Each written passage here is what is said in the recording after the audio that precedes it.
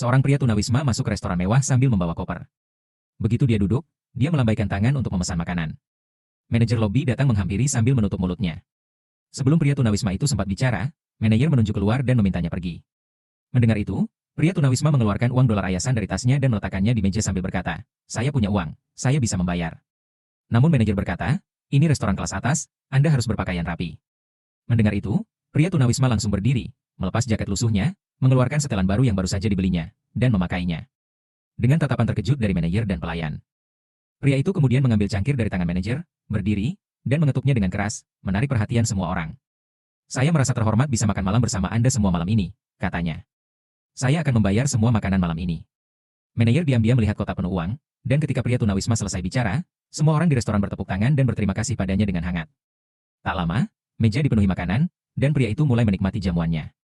Tiba-tiba, seorang pria masuk tergesa-gesa ke restoran. Ia berjalan cepat ke bar, dan memberitahu manajer bahwa dompetnya telah dicuri. Manajer langsung berasumsi, pasti dia yang mencurinya.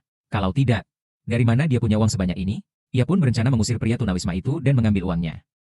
Pelayan menghentikannya dan menyarankan untuk memanggil polisi. Pria itu berkata, "Kalau kita tunggu polisi, dia mungkin sudah mencuri, kabur." Manajer lalu menghampiri meja dan bertanya dari mana pria itu mendapatkan uang.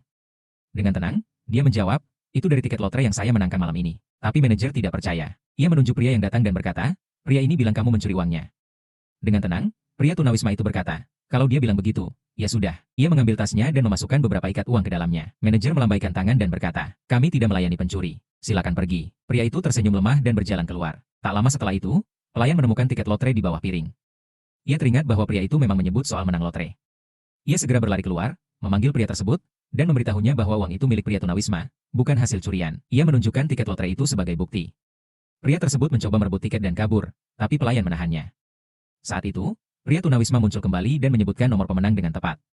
Pelayan akhirnya benar-benar percaya.